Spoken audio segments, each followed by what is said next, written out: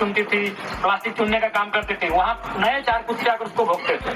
वो ऐसा करते करते इस गांव से उस गांव से दूसरे गांव में जाती थी, और जब जब नए नए गांव में जाती थी नए नए कुत्ते आते थे उसको भोंकते थे, लेकिन वो किसी की बात को सुनने का काम नहीं करती थी। वो अपना काम लगाता, उसको कूड़ा बीनना था, प्लास्टिक बीनना था, और वो शाम को जाकर एक दुकान में बेचकर 1000 रुपये कमा कर ले आई।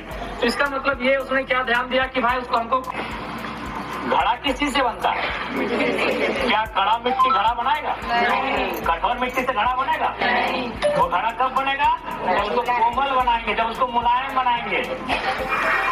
आपने लोहा को देखा होगा जो तलवार बनता है, जब लोहा कड़ा होता है क्या वो तलवार बनता है? आग में उसको जब पिघलाया जाता है, उसको गलाया जाता है, यानी नाजुक और मुलायम बनाया जाता है, तब वो तलवार बनता है। आप लोग बांस को भी देखे होंगे, कौन सा बांस सीधा होता है? हरा बांस। जो बांस सूख जाता है वो कभी सीधा होता है? यानी हरा बांस कोमल होता है। इसका मतलब क्या है? जो आविष्कार जहाँ होता है उसको कोमल रहना पड़ता है, ये विधि का विधान है। तो आविष्कार कौन करती है? महिलाएं करती हैं, उसके गर्भ में आविष्कार होता है। भले आपकी तारीफ कर दे कि एक महिला IAS बन गई, एक महिला IPS बन गई, लेकिन वो समाज इतनी जल्दी आपको स्वीकार नहीं करेगा। वो कहीं ना कहीं पीठ पीछे लांछन लगाएगा, पीठ पीछे बुराइयां भी करेगा। तो वैसे में मैं देखता हूँ बहुत सारी दीदियों का मनोबल भी टूटता है। वो हमें शिकायत करती है विधायक जी कि इसने हमारे नाम को लेकर ऐसा टिप्पणी किया। तो मैं आज आपको कहना चाहूंगा, जो हमसे बड़ी हैं छोटे हैं सबको यही कहना चाहेंगे, आप दुनिया की आलोचनाओं की परवाह मत कीजिए। एक छोटी सी आपको कहानी सुनाते हैं। एक लड़की थी, वह कूड़ा बीनने का काम करती थी। वो जब भी कूड़ा प्लास्टिक बीसने काम करती थी, तो जब वो किसी गांव में प्लास्टिक बीसने जाती थी, वहाँ 4 कुत्ते आकर उसको भौंकते थे, लेकिन वो उनकी बातों को अनसुना करती थी। वो दूसरे गांव में चली जाती थी, और जो 4 कुत्ते उस गांव में भूखते थे वो दूसरे गांव में नहीं जाते थे। फिर वो वहाँ कूड़ा कोई बाधा उत्पन्न करेगा, बहुत सारे लोग हमारे रास्ते को रोकेंगे, उनके लफड़ों में हमें नहीं पड़ना है। हमारा जो ध्यान केंद्रित है उस पर आगे बढ़ना है। तो ठीक उसी प्रकार जब आप घर से आगे बढ़ेंगे तो आपके चौक चौराहे में बैठकर कुछ लोग चाय पीते हुए चर्चा करेंगे, अरे फल्ला घर की वो तो है, अरे वाह ठीक है, ये करने लगी है, कितना बढ़ गई है। तो लोग जब आपके चर्चे करेंगे तो आप उधर उन बातों को जब आप सुनेंगे तो आप कुछ पल के लिए डिमोटिवेट होंगे। आपको भी लगेगा कि ये लोग हमारे बारे में पीठ पीछे बात करने लगे हैं। तो उनसे आपको बिल्कुल भी हतोत्साहित नहीं होना है। और आपको किसी को अपना, सबसे पहला बात, जब आप स्त्री हैं और जब बहुत ज्यादा आगे बढ़ेंगे, कुछ लोगों के आंखों में खटकेंगे भी, तो आपके आचरण पर सवाल उठाया जाएगा। तो एक बात याद रखिएगा दीदी लोग, आपको सर्टिफिकेट, अगर आप किसी की पत्नी है तो बस अपना पति को, वो आप पे क्या सोचता है, वो आपके बारे में क्या ख्याल रखता है, उस बात से करना है। बाकी दुनिया आपको क्या सोचती है, उसका सोच नहीं बदल पाएंगे। इतना आसान नहीं है। इन 70 सालों में हम उस सोच को नहीं हुए कि दुनिया का निर्माण ही हुआ है पुरुषवादी सोच से, हम इतनी आसानी से नहीं बदल पाएंगे। इसलिए तमाम दीदी जो शादीशुदा है, मैं उनको स्पष्ट कहना चाहूंगा, तो आपका पड़ोसी क्या कहता है, मार्केट में जो आपको देखता है वो क्या कहता है, ऑफिस में आपसे मिलता है वो आपके बारे में क्या सोचता है, फर्क नहीं है। आपके पति आपके बारे में क्या सोचते हैं, वो आप पर क्या विश्वास करते हैं, वो फर्क करता है। और कुछ विश्वास करता है। और यदि आप शादीशुदा नहीं है तो आपका भाई आपके बारे में क्या सोचता है, आपके पिता आपके बारे में क्या सोचते हैं, आपके पिता और आपके भाई आप पर क्या विश्वास लगाकर बैठे हैं, आप उसकी परवाह कीजिए। वो क्या सोचता है उसकी परवाह बिल्कुल मत करिए। अगर आप उसकी परवाह करिएगा तो कभी आगे नहीं बढ़ पाएंगे, क्योंकि अभी बहुत समय लगेगा हमें वहां आने में, उस लेवल में आने में भी हमें बहुत समय लगेगा।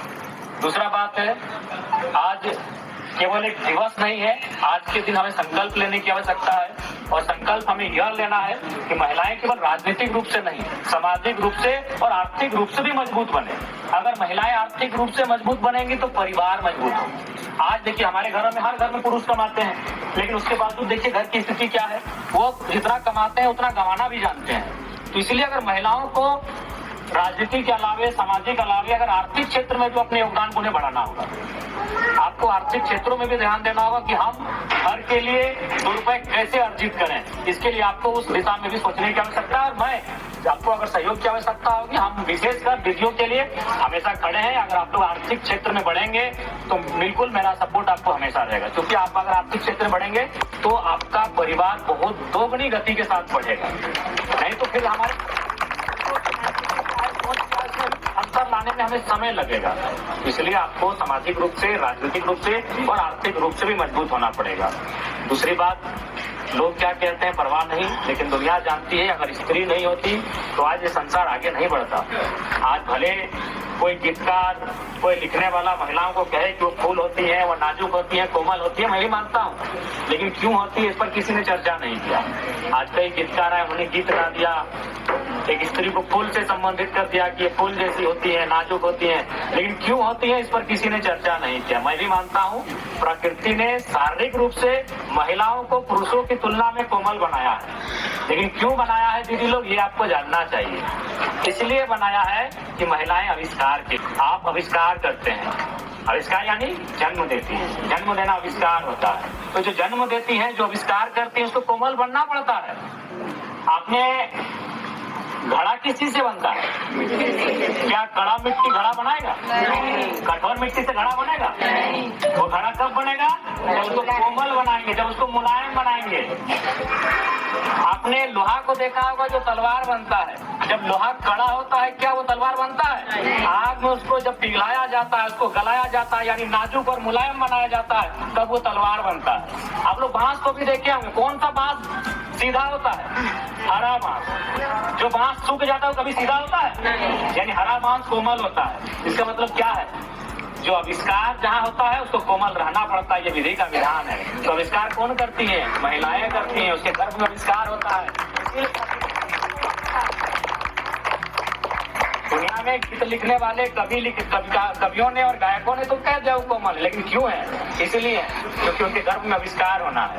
अगर आविष्कार का जिम्मा उनको नहीं होता तो शायद प्रकृति या ईश्वर कहिए जिसे आप मानते हैं, वो महिलाओं को हाथियों से भी ज्यादा मजबूत बनाते हैं। लेकिन चूंकि उनको आविष्कार करना है, और जो आविष्कार करेगा, चाहे वो आविष्कार मिट्टी करे या लोहा करे या लकड़ी करे, वो आविष्कार तभी होता है जब वो कोमल होता है। जो कठोर होता है वो आविष्कार नहीं करता है। तो इसलिए महिलाएं कोमल होती हैं, इसमें सच्चाई है, ये प्राकृतिक है, लेकिन इसलिए क्योंकि उसके पीछे बहुत बड़ा कारण छुपा है, और वो कारण है आविष्कार का। इसलिए कोई कहे आपको आप कोमल क्यों है, तो बताइएगा कि तुम्हारा आविष्कार करने का जिम्मा मुझे मिला था, इसलिए विधाता ने हमें कोमल बनाया। लेकिन हम मानसिक रूप से बलवान, हम मानसिक रूप से बहुत ही मजबूत हो चुके हैं। तभी तो इतनी यातनाओं को झेलने के बाद, इतनी अवहेलनाओं को झेलने के बाद इस सदी में हमेशा हम लोग के साथ दुर्व्यवहार हुआ है। हमेशा कई ऐसी प्रथाएं समाज में चली हैं जहां महिलाओं को दरकिनार किया गया है। उसमें एक भारत देश में प्रचलित सती प्रथा रहा है। तो इन कई अमानवीय प्रथाओं के बाद आज हम लोग मानसिक रूप से मजबूत हैं, तभी जाकर आज 21वीं सदी में नारी के सशक्तिकरण के रूप में इस सदी को लाके खड़ा किए हैं। तो भाई हम बलवान हैं, ताकतवर हैं, तभी ये कर पाए हैं। आपको हमारी शुभकामनाएं हैं। और प्रकार की कोई पंचायती होती थी, बैठकें होती थी, जिनमें चाहे भाई भाई के बीच समस्या हो या पति पत्नी के बीच समस्या हो, तो महिलाएं दूर से सुनती थी और वो चर्चा करती थी कि मीटिंग में क्या क्या हुआ, बताइए कौन क्या क्या बोले। लेकिन आज समय बदला है, आज महिलाएं उस मीटिंग में बैठती हैं। आज लगभग झारखंड में 100 में 54 मुखिया महिलाएं हैं। कहीं जाना जो हमारा 54% है, तो कुल मिलाकर संविधान ने जो नियम कानून जो प्रक्रियाएं की, इससे महिलाओं को सम्मान मिला। आज ये तो है कम से कम पुरुषों के सामने महिलाओं कुर्सी में बैठकर, प्राधिकारी बनकर, और सबसे बड़ी बात है कि अब वो देश की राष्ट्रपति भी बनी है। आज वर्तमान में एक महिला इस देश की राष्ट्रपति है। राष्ट्रपति से हम लोग पहला नागरिक कहते हैं। यानी कि देश में आज अगर 1.5 अरब जनसंख्या हमारी होने वाली है, लगभग हो ही गई, अगर उसकी हम गिनती करेंगे तो 1 नंबर पे हम राष्ट्रपति को रखते हैं, तो वो एक महिला। लेकिन हमें लगता है उसके बाद भी बहुत कुछ करने की आवश्यकता है। आज भी हमें लगता है कि महिलाओं को जो सम्मान मिलना चाहिए था, जो अधिकार मिलना चाहिए था, उससे वो वंचित हैं। इस बात को हमें मानना होगा। और इसका कारण क्या है कि हमारी एक सोच है, हमारे अंदर एक सोच जो सदियों से विकसित हुई है। उस सोच में भी हमें परिवर्तन लाना होगा। वो परिवर्तन तभी आएगा जब हम लोग समाज में आके धीरे धीरे प्रयास करेंगे। सबसे पहला बात, जहाँ तक आप लोग आए हैं, एक बात हमेशा याद रखिएगा, क्योंकि आप एक राजनीतिक दल में भी सम्मिलित हैं। आप जब आज के दौर में महिलाएं घर से बाहर भी आ रही हैं, बहुत सारे कार्यक्रमों में भाग ले रही हैं, अपना नाम बना रही हैं, तो सबसे बड़ी चुनौती आपके सामने आएंगी कि जो लोग, चूंकि ये समाज